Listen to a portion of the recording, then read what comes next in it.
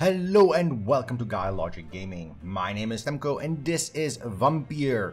Developed by Don't Nod Entertainment and published by Focus Home Interactive, they touted it as a deep, story-rich, immersive world where you, as a doctor turned vampire against your will, has to save ravaged London from a plague while also being a vampire and killing and eating people.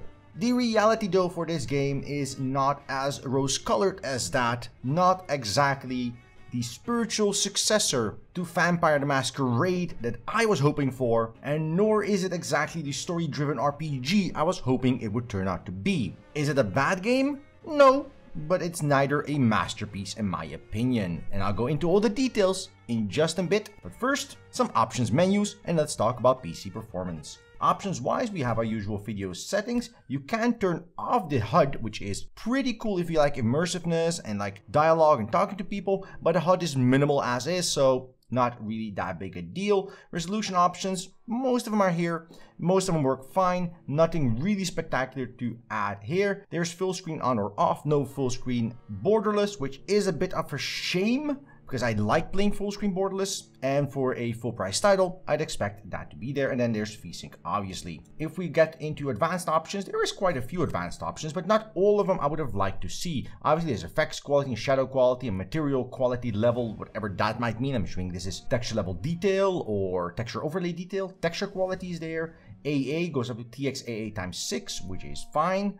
Maybe MSAA would have been nice to see here as well if they're really going to push the extra mile. Post-processing quality, ultra, but it doesn't say what kind of post-processing you have. It doesn't allow you to change things like details of lighting, because you have scatter density, but that's not really the same as lighting detail or God rays or the other nuanced details you might have. Volumetric fog is in the game up to an extent, but that's also controlled by post-processing quality and not by a separate option, which means your granular control over how exactly the game looks and also what you can hand in to increase your performance really isn't there. View distance, I've set this ultra, and due to the way the game works, you will never really feel popping even on a large view distance, but the ultra view distance really doesn't also do anything because most of the time the furthest you can see ahead is a couple of meters before you have to take a turn around a corner, so this doesn't really do much. And then resolution scaling, which we've seen in more and more games, especially those that are also available on consoles, where they scale down the resolution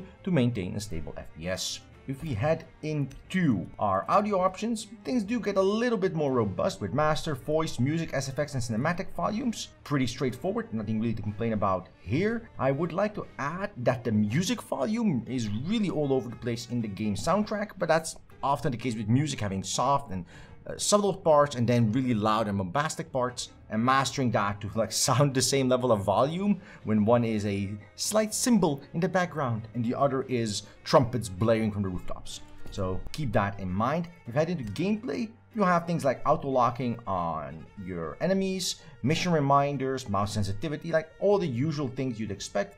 And you can see the controller keys, which you cannot rebind, and then the key bindings for the mouse and keyboard, which you can. And that is obviously fairly required and good for any PC game. No complaints really here. Languages and subtitles, there really is only one language, it is current language, and the rest is English, United States, computer. Lovely. I have no idea if other languages are supported because I can't enable them at all. Subtitles have none, small or medium. I would have liked large here as well. I'm not sure why they just stopped at medium.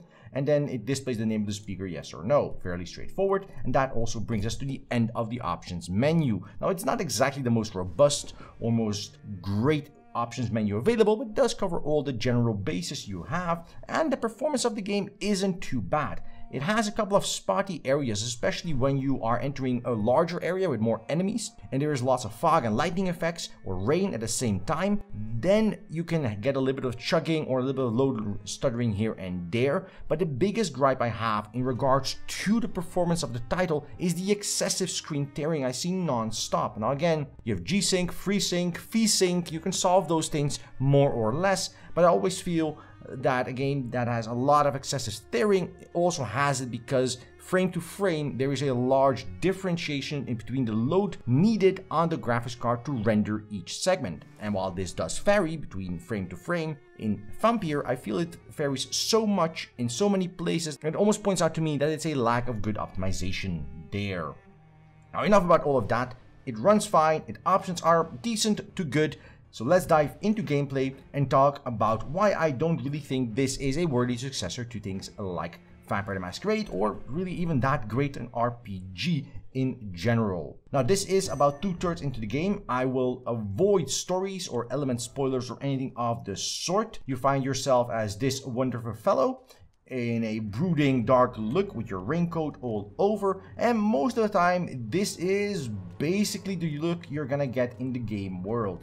It's dark because you're a vampire, you can only be out at night, and well, that's really it, isn't it? There isn't any additional stuff here you can change or add or really even do that might improve your experience there. And while there is quite a bit of verticality in some areas of the game, but even moving around the world, you often notice there's a lot of repeated textures, reuse of assets, and things that are just not that great in level of detail. So let's talk about that graphics quality first. This is running on ultra graphics, everything maxed out, running at 1080p at a 60 FPS. So this is on a 1080 Ti, no stutters, no hitches, nothing, and everything looks smooth. But if I zoom in here, you can see that these textures here, they just don't look as great. They're very flat, missing out on details, while the canned food here in the corner is very detailed. So there is a little bit of weirdness there going on. There's just some textures just haven't gotten the detail they might deserve or need. Take this table for example. The wood on top is fairly well detailed. It looks quite good, and the tools on top are also fairly good, but then you have the table underneath, and that just looks very blurry and low quality in terms of texture detail. But when we stand outside here on this wooden board, which is basically the same size as that table there, suddenly you do have high quality textures with grain that looks in the wood and lighting that reflects off it, and everything looks kind of cool then. So this is a continued trend throughout the game. If we go up to this wall, it looks fantastic. Even on zoomed in levels, it looks fine. It looks like bricks. You can see the tessellation effect here. It looks pretty damn good. But then if I go over here and I look at this side of the truck, none of that's here. It's like they just gave up and didn't bother adding more detail here. So that is a story of Vampyr all around. Most places look good, and most of the areas I look at look decently fine. But whenever you take a closer look at something, and because of the way this game is done, you are often taking very close looks at some things, you end up, well, with shittier looking textures than you really need. And that is a damn shame. Now moving from there into animations, the game does have quite a good level of detail on those, and from impact animations and from falling over when you get hit, and the same for enemies you smack down, and from the variety of enemies and NPCs around, animation quality is actually one of my favorite things about this game.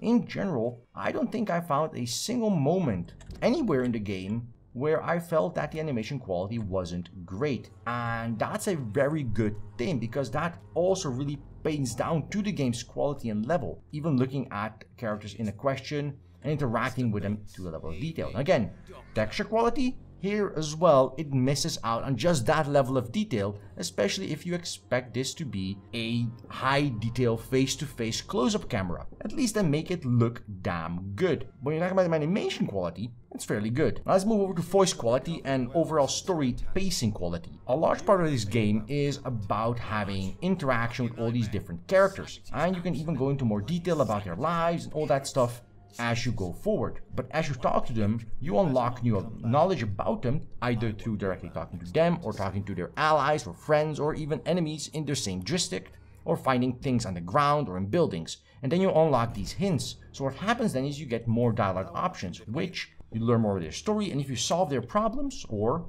in some cases don't solve their problems, you can then get them to a level up in terms of experience, and that experience is also related to the blood quality they have. So Joe Peterson here, I have 3 out of 4 hints, I've helped him heal, and he's now worth 2700 XP should I eat him and kill him. Obviously, that will have other effects in the game world, which I'll get into in a second. But that is the general gist of it. You are basically going around talking to characters, figuring out their dramas and their petty squabbles across the world and across each of these districts on the map. And as you go through all these areas and all these segments, you unlock knowledge about them, and maybe you'll kill a few. I've killed Thomas Elwood, I've killed Rakesh Shadana, because I felt they were worthwhile to kill, and I got 5,000 experience from this guy, which is a lot of XP. And you need to kill people to get experience, because just fighting mobs, doing quests, and talking to enemies all about doesn't really give you enough experience to stay ahead of the leveling curve, which does bring you to my first and biggest gripe with the game. Most of the story is really contrived. Most of these dramas between characters and NPCs, most of these petty squabbles between Lorette Swansborough, who's selling fake medicine that her blind brother makes, who is really bad at lying, so he has problems with neuralgia, which you have to cure. And then it sounds interesting, but all these characters then go around and not be worth saving at all. And then you're like, okay, but if I don't save these characters, their rating in this district will go down, and I need to save the districts. That's sort of the purpose of the game. And if they go down below 50%, they turn hostile, and the district will kill you and attack you, etc. on sight. But at the same time, there's very few characters worth saving. Most of these people are absolute colossal dickbags. The guy running the hospital is letting vampires feed on his patients. His main doctor is a heroin addict, and like the nurses there are cheating people of their money. Like, holy shit, none of these people deserve to live if I was that kind of vampire. But if I do that, then the district collapses. So you're not really being constrained by your moral guidance as a player, as you are constrained by who should I kill, who annoys me the least, who will have the least impact on my district but still provide the best benefits. And instead of turning into a game of story, about personal interaction with characters, about developing yourself as a vampire and fighting that beast inside you and going with all these different approaches to solving problems, or even maybe, just maybe, not killing anyone and trying to struggle through the game under-leveled and fighting enemies much and much stronger than you are. But this never really comes up, because the only thing that really happens is that you count how many enemies you should kill and then go ahead and kill them, because you don't really care. They're all dicks anyway. I believe the developers should have done a much better job at both pacing the game and overall just the storytelling in the game. Because right now, in many of these scenarios, I don't really have a desire in any capacity to save these people. Some of them, you go out and say, okay, I'll save you. I'll tell you a story, or I'll keep your secret, or whatever else I need to do. And half the time, there is no reward for that. It's like the game is telling you, oh, now they're worth more experience if you kill them. You should totally kill them. And then you turn around and go, okay, well, then I guess I'll kill them. Oh, but if you do that, then the district will lose its points. And like, well, I don't care about a district. I don't care about this individual. All these people are dicks. Ah, but if you do that, you'll get the bad ending. So you're not constrained by your morals, by your story, by the interactions with characters you care about, like good RPGs do, like The Witcher does, or that even Mass Effect did in Mass Effect 2 tremendously well. You're just constrained by the fact that you don't want to lose the district because you have a hiking spot there, or there is still a quest open there you want to do. And that is, I think, the biggest flaw with this game, and it's also the driving factor of why I am not going to finish this game. I'm now about, 4 chapters in, and I'm behind the leveling curve. I have to kill people, which will kill my districts, and I don't want to do that, and the people I want to kill are not worth killing because I haven't unlocked all their extra bonuses yet. So if I want to kill, for example, in this district, I've already killed the pillar, so this district is already fucked. So if I want to kill all these other dudes, some of them are worth like a lot of XP, like Loretta Swanson is 3,000 XP, she's worth quite a bit. And Clayton Darby is worth a lot if I can find these other clues. But if I kill Loretta, the district will dip below 50, and then all these other ones become unavailable for killing for me. And that is just a waste of resources. So again, it's not the story constraints that the game puts on you that make it not great. It's the fact that there are no constraints put on you through the story. All these people are equally worthy to get murdered. But the systems in the game do put a constraint on you. So originally, when I was thinking about this system, and originally how I was going to look at this system is you care about these people. They're good people, helping people, and you don't want to kill them because you're struggling with yourself, and maybe there's bad negative effects for killing people to you as a character, but there aren't any. You get experience and strength and bonus points and become a god walking around between these puny men. And that is a damn shame. The second thing is that you do a lot of walking for all of these story bits, and some of them are just not worth jack shit. I knew a story bit where I had to go here from the hospital, run all the way to the church chapel here, talk to an NPC, run back, talk to a different NPC, and that was the entire quest. Well, walking between here and here takes about 3 minutes full out sprint. But in between here and here, as you just saw, there is a lot of combat, there is a lot of detours, there is a lot of areas you can get into and have to backtrack to, and that's not worth it either. So you end up having a tremendous waste of time for story bits that don't progress the story, to level up characters that are worth more XP when you kill them, when you're being told you shouldn't kill them, because getting them leveled up for that experience isn't worth your time or effort or whatever. And that is a damn shame, and it's not exactly that interesting either. The second thing is, the game locks you out of areas non-stop. For example, these two NPCs, they have a story bit, and if you want to figure out that story, you can stalk them, and if you go in your blood mode, you can see them here, and they're in an area you can then stand and listen to the story and get unlocked interesting story bits. Again, the same as you were just talking to them, but then in different ways, by spying on them or figuring it out.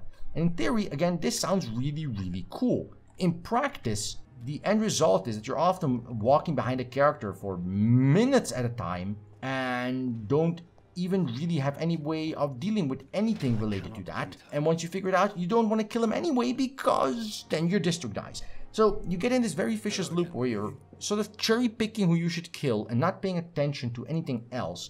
And you don't really care about what you figure out from them, because you don't really care about the actual story behind it. You just care that you have solved that bit so you can move on to the next bit, so they're worth more experience when you inevitably have to kill them to keep up with the leveling curve.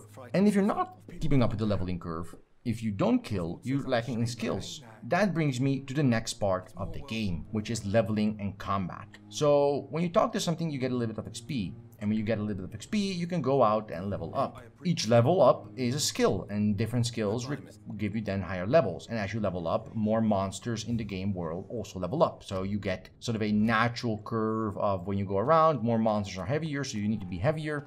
And as you progress in quests, monsters are by default heavier and harder and higher level, so you also need to pay attention to those things and be leveled up as well. And that is a very straightforward RPG thing, right? It's not unusual to have a leveling mechanic in the game. The problem with this leveling mechanic is you can only level up when you're in a specific spot, and that's your bed. So you go to sleep, you level up when you're in your bed, and you do that by spending the experience points you got from drinking blood on a variety of active and passive skills. Now, some of these passive skills are really boring. Physical prowess has like 10 skills, and each of them gives you a little bit of extra endurance, or extra health, or more blood capacity, or more recovery when you bite someone. Well, they're not that great. They're all fairly mundane, static level ups across the board.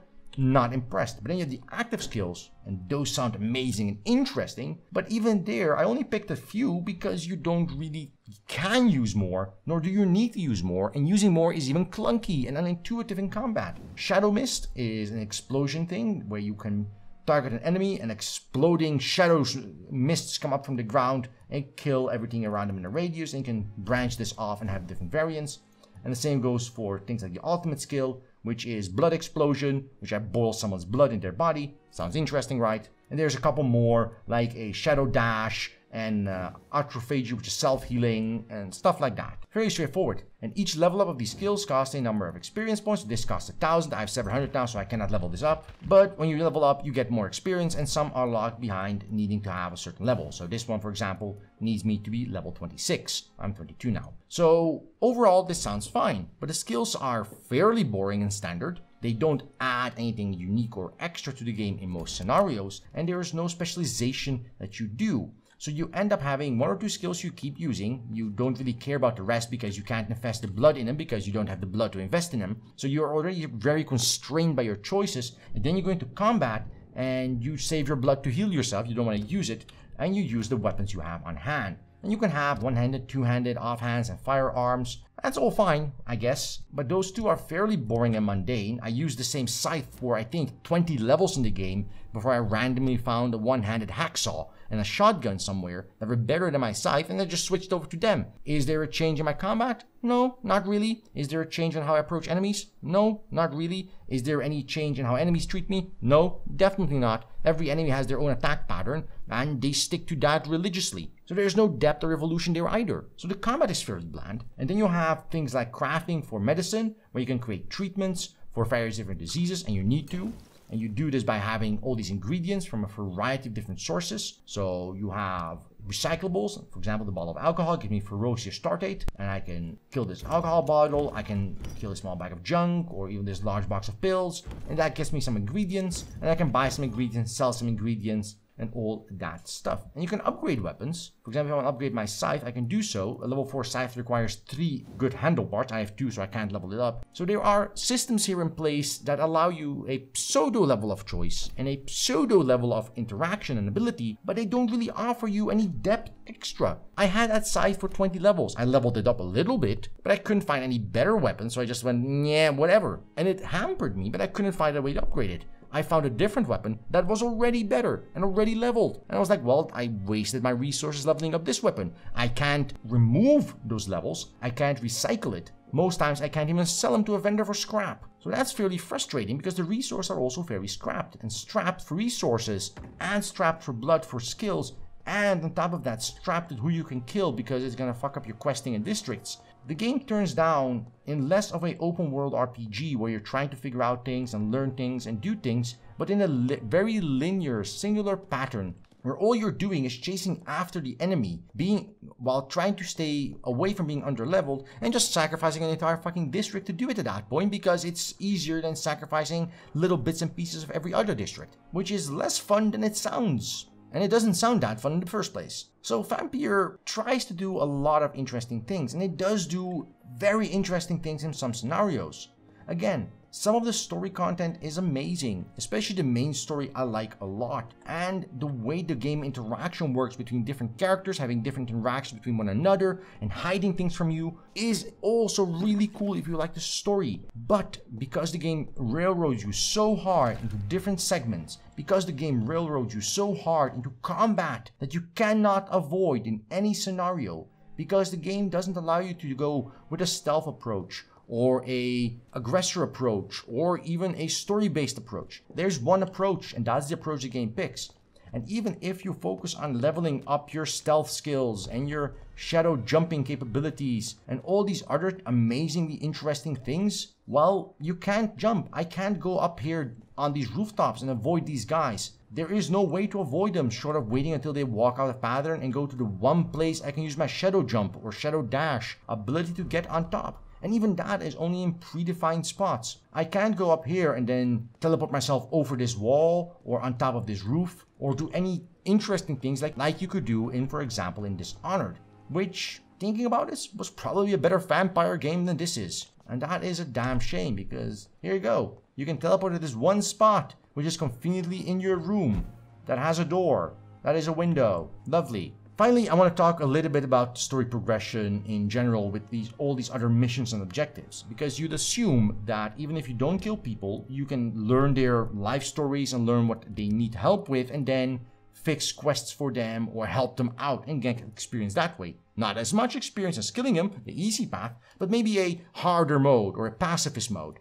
No, because all these quests give so little experience that you cannot even stay within a reasonable leveling curve, let alone exceed it in any capacity. So with all these quest objectives, even they're not fun either. They require you to run back and forth between a couple of spots, and they don't add any real value. Lastly, we come to the game world, and again, as I said, you walk around a lot, you run around a lot. There isn't a lot to do in the game world. Most things are behind locked doors. Most areas you cannot get in. Most rooftops you cannot get on top of. Most buildings are not enterable. It's a very empty world indeed.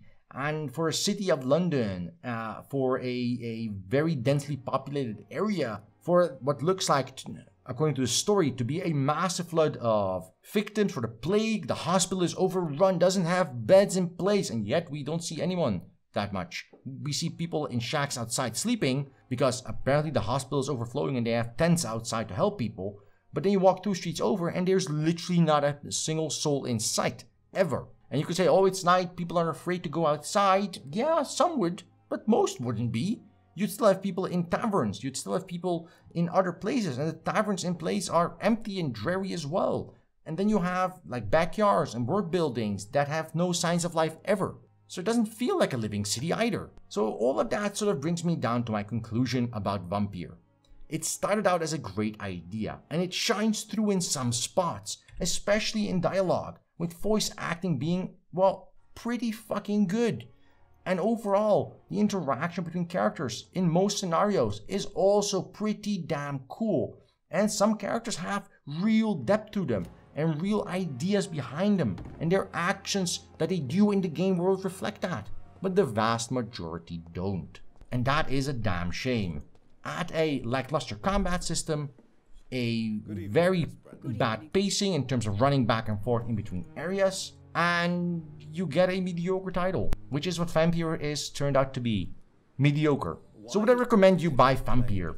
Do I recommend it as a solid RPG? Yeah, if you can deal with some of the issues I just mentioned, the lackluster combat, the running back and forth, sure, it's a great game to pick up on a sale on Steam sometime.